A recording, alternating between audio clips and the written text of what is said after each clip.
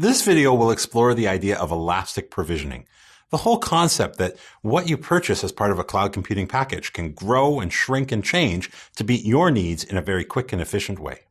What is elastic provisioning? Well, elastic provisioning refers to the process of automating allocation of computing resources to meet the fluctuating demands of your hosted environment.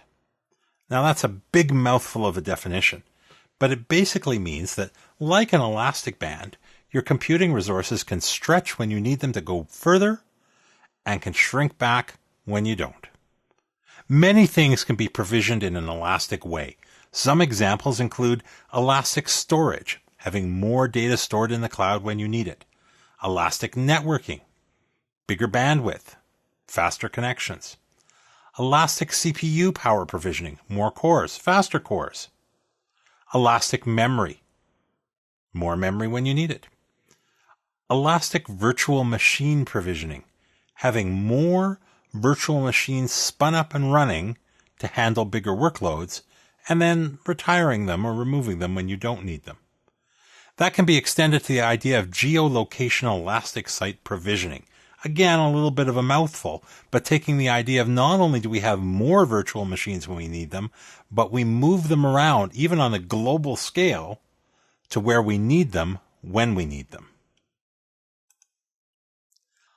Elastic provisioning can bring a lot of benefits to your business once you're invested in the cloud. It gives you the ability to have flexible resources for your platforms or your application available according to your needs on even a moment-by-moment or day-by-day basis. Expanding resources when they're needed and scaling down those resources when they're not needed anymore. Elastic provisioning can also be a way to help maintain high availability or redundant systems at a good price. Can also sometimes help achieve better performance of the application and can give you ways to control cost that you just don't have in a fixed size environment. One example of elastic provisioning that was very common is elastic storage. In the past, storage provisioning was always based on a fixed size of storage being offered. You purchased a certain amount of space. However, all of that provision space was rarely used, and people wanted to provision enough to make sure that they would have space available when they needed it, which meant they were almost always over-provisioning. By using elastic storage provisioning, you only pay for what you use. Now, there's still two ways this can be implemented. Thin provisioning is the idea that the storage hosting providers, or sometimes even the underlying storage systems themselves, allocate more disk space than they actually have available. As long as not all of the storage is being used at once, this is not an issue. In fact, many systems are designed that the physical storage underlying it all can be added to as you get closer and closer, as you become more of the thin provision storage gets used. In other cases, in a cloud or virtualized environment, as the thin provisioning gets close to the physical capacity, some of that workload or some of that storage will simply be shifted off to somewhere else. Conversely, with thick provisioning or fat provisioning, the storage hosting provider or the underlying system itself allocate the exact amount of disk space that is available for that storage platform. The space is then committed to the use for which it's assigned.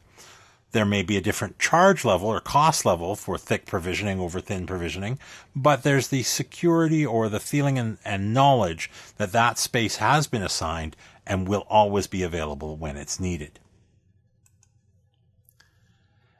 Elastic network provisioning is again the same kind of idea. Almost always, network bandwidth capabilities are higher than what we actually consume. With elastic network provisioning, we have the same kind of scalability on our network connections. Network bandwidth capabilities are almost always higher than what we're actually consuming.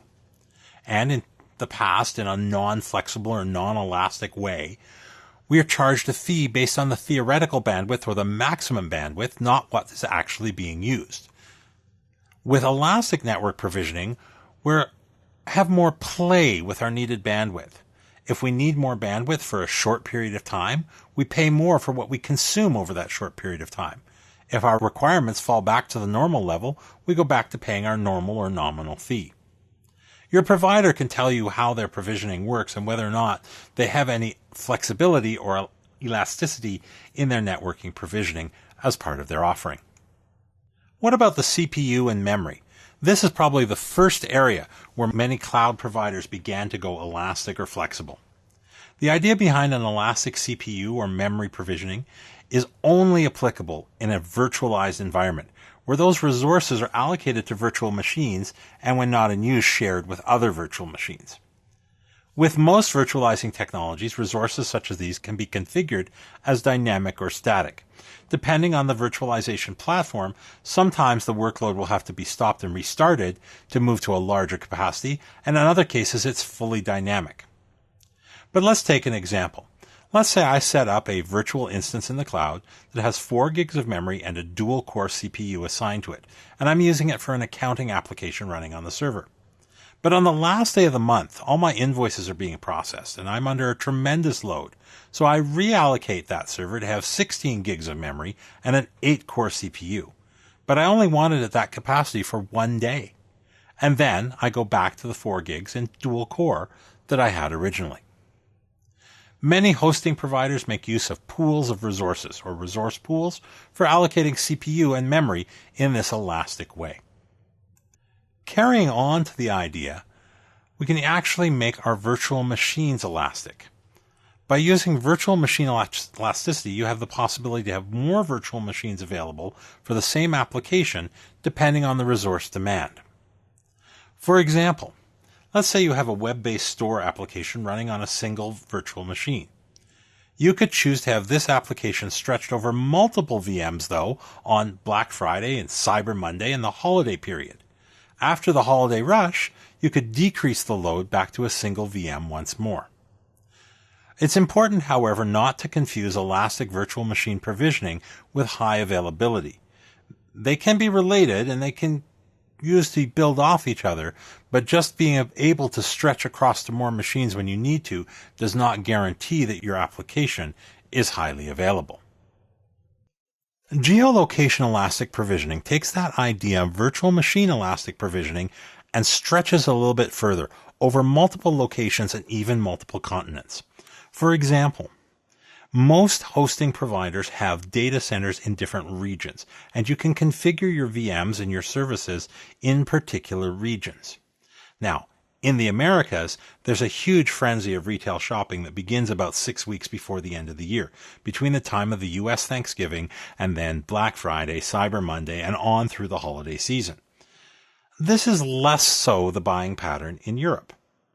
On the other hand, say the World Cup comes along, and if we were perhaps a sports site, you would find that many more team paraphernalia, souvenirs, gear of that sort is popular in Europe during the World Cup, whereas in the Americas, the World Cup is barely observed.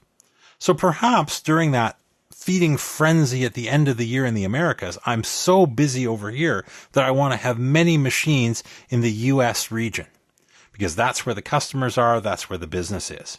But then that dies off, and at the same time, shortly thereafter, something picks up for an event like the World Cup in Europe. I can take some of those VMs and have them re-provisioned into the European data centers, thus being closest to my users who are there, giving them the most responsive experience possible, because they're not transiting the transatlantic link to get their web results. So I can actually provision my machines right down to the area of the world in which they give me the most benefit. Now, obviously, that's not going to be the case with every small and medium business, but in some cases, it could be a very valuable thing to look at, actually locating those workloads where they're of most benefit to your business and your customers.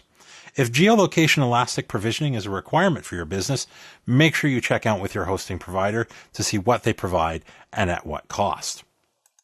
So in summary, elastic provisioning is mainly used in virtualized environments. It's commonly available for storage, networking, processing power, and virtual machines themselves, and it can be extended to even be location-based. In most cases, people begin looking at elastic provisioning for budgetary reasons, to control costs, to avoid having to purchase services or supplies or resources that they don't use. So, it usually starts as a budget control measure. Beyond that, though, it gives you a way to help it be easier to build applications and services that are more stable, more highly available, and more responsive to your users as your needs change. Hopefully as they grow, but as they change for bigger or for smaller.